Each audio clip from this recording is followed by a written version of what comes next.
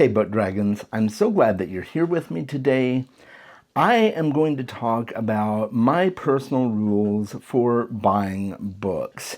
And I'm really excited to share these with you. If you have snacks or drinks that you want to consume while watching this video, pause the video right here, and I will be right here waiting for you when you get back. And if you're back, let's go ahead and get started. Now, I want to make a caveat right off the bat for this video. These are my own personal rules. I don't expect anyone to watch this video and come away thinking, oh, Chaz says I need to set these rules for myself. That is not at all.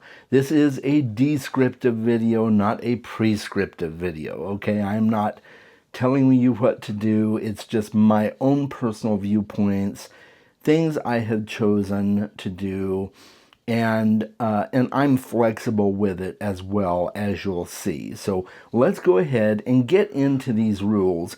And the first one of those rules is to show myself grace. No punishments. You know, if I break one of the rules, then I'm not going to punish myself. I'm not going to belittle myself, talk down about myself. I'm just going to say, okay, I had a good reason for breaking that rule. And that's the thing about these rules. It's kind of like the pirate code. It's more guidelines than rules. It's kind of a focus point to help me think consciously about my book purchases. So my very first rule with all of this is I'm going to show myself grace. I'm going to be flexible. I'm not going to let these become commandments in my life, right? It's just things that are helpful to think about how I do book buying. And the second rule on here is just that, to think before I buy something. So one of my rules is think before you buy, Chaz. Do you need this book? What are the reasons that you're buying this book? Is it something you have to have now, or can it wait?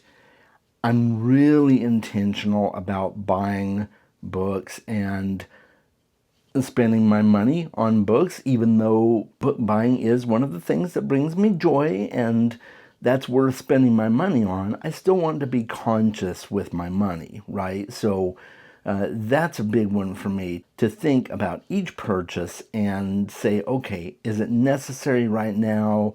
Maybe I even hold off a day. Let's say I want to buy a book. I might think to myself, okay, I'd really like to have that book, but I'm going to sleep on it. And so that's a really big one for me, being mindful of what I purchase. Rule number 3 is to borrow mild interest books from the library when available. So if I hear about a book, let's say I heard about it on BookTube or I saw it at the bookstore, and it looks pretty good, but I'm just not sure, or I'm really interested in it, but it's only a mild interest compared to other books, I'm going to try and get that one from the library first, because if it's only a mild interest of mine, I'm probably not going to read it right away, and so I can hold off and get it from the library, or maybe I'll find a friend that has the book and I'll borrow the book from them, things like that. So, borrowing books instead of buying them right off the bat for books that I'm only somewhat interested in. My fourth rule is to get free public domain ebooks from Project Gutenberg. I don't know if you're familiar with Project Gutenberg, but it is a website that catalogs ebooks and some audiobooks even for books that are in the public domain. So at this point, you've got all the Sherlock Holmes novels in the public domain. You've got a lot of Agatha Christie novels in the public domain. Things like that. A lot of classics are in the public domain. And you can get them for free on Project Gutenberg. So if you don't mind reading ebooks, unless it's a classic that you really want to own a physical copy of, my thought is, why would I not just get the ebook of that for free? And then if I really, really like it, I can buy a physical copy, right? So that is my fourth rule. My fifth rule here is I can't buy the whole series if it's unknown to me. So let me clarify what that means. If I have not read the first book in that series and I know that I want to continue that series, then I'm not going to buy the whole series, right? If I see it on sale or some really nice special editions of books, if I've never read any books in that series, I'm going to pass it up because in my mind, I don't know whether that's going to be a purchase I'm going to regret later because I didn't like the first book. And I've seen some really nice special editions and I'm like, oh, that's such a beautiful book. I don't need it and I haven't read the books, so I just don't know if it's going to be for me, right? So I'm not going to purchase a series. If I can find the first book for a reasonable price, usually an ebook, I'll read the first book, and then if I want the series and the rest of them are available at a good price or there's nice special editions that I think are worth it at that point, then maybe we'll think about buying those. But until I've at least read the first book in the series, I'm not going to buy the entire series. All right, so that's rule number 5. Rule number 6 is to buy high priority ebooks for $3.99 or less. Now, I do have an exception here, and that is for day one reads or must reads. So most of my high priority books, if I want them on ebook, I'm going to wait until they go on sale.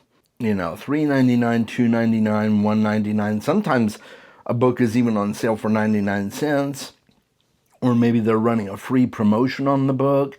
That's when I'm going to get those books, unless it's a must-read book on day one. So with the Dresden Files, when 12 Months came out, I had pre-ordered that ebook because I didn't want to have to wait. So yes, I paid full price. It wasn't super expensive. It's more expensive than an ebook should be, but I wanted to read it on day one. I did not want to miss out on that. And it was still cheaper than buying the hardback. So there is that. But yeah, I wanted to read it on day one, so I bought it. And I've got a few others that are like that as well. But most of the time, even for high priorities, I just wait until the ebook goes on sale, which they often do at some point. So we're going to move on to rule number 7, audiobooks for ongoing series or immersive reads only. Okay, so I will only buy audiobooks for books that I am currently reading and I prefer to listen on audiobook. A lot of times those are immersive reads. Sometimes they're not. I'm currently reading the Dungeon Crawler Carl series and I'm doing that on audiobook only, but it's a series that I'm actively working through, and so that's what I reserve my audiobook purchases for. I don't just buy every audiobook I see. I'm very intentional with choosing books that I know are important to me and I want to own the audiobook for that. So there we go. My next rule, rule number 8, is physical books I love no matter what format or price. I will buy physical books at any price if it is something that I really, really absolutely want to have on my shelf. It's a book that I know I'm going to love, or it's in a book series that I'm already familiar with, or it's an author that I want to read everything from. I don't have a price point for books like that because it sets with my values and it brings me joy. So I'm going to get those. Now, within reason, of course, I'm not going to spend hundreds of dollars on a book. Although I have done that with a very select few books. Okay, I did that with The Night Circus by Aaron Morgenstern and The Starless Sea, also by Aaron Morgenstern. I bought really fancy copies of those and I paid a pretty price for them, but it was worth it to me because those are some of my favorite books. But that is a very rare exception. Most of the time, I'm going to spend normal prices to own books and have them on my shelf. But if I know I'm going to love a book, I'm going to buy whatever copy I can find of that. Usually it's hardbacks, but not always. I do like trade paperbacks as well, and I like mass markets if I can find them. So if it's books I really want to own and have on my shelf physically and keep in my collection, I don't really have a price point that I have told myself I can only spend this much on it. Unless I don't have the money, right? But within reason, I'm usually going to have the money for a book that I've really been wanting to own, okay? My next rule, rule number 9, is to buy physical books secondhand when possible. So if I'm out buying books, even to own in my library, if I can find it secondhand, I will do it that way unless it's one of my top tier books that I absolutely want to own a brand new copy, maybe a signed copy, maybe a special edition of. Most of the time I'm going to try and source books secondhand. And there's some great independent bookstores out there and secondhand bookstores where I can get books from in my local area. And so that's really important to me too, because rule number 10 on my list is to support local when possible. If I can support my local independent bookstore or secondhand bookstore, I am going to do it. I want to make sure and support local as much as I can, support independent businesses as much as I can. So unless I'm looking for a very specific copy or version of a book, I'm going to try and buy it secondhand if I can. And if I can't, I'll source it from other places. And I will say, I have not put this rule down, but more and more I'm leaning into trying to get my books from places other than Amazon, because the big conglomerates are, weeding out the little guys, and I don't like that. I want to support local and smaller businesses as much as I can for sourcing my books.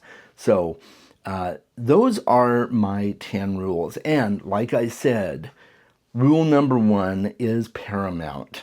I'm going to show myself grace. I'm going to be flexible. These rules are not hard and fast for me. These are guidelines to help me be more intentional about the way I purchase books. And this is just my process. I don't expect anyone else to do what I do, but this helps me keep my head in the game and not just make frivolous purchases. So that's all I've got for you guys today. I hope this video has been valuable to you. I hope you've gotten some great ideas out of it, maybe something that's helped you. Let me know in the comments below if you have rules for yourself when it comes to buying books. Let me know if you found any of my rules helpful. I would love to hear from you and dialogue with you.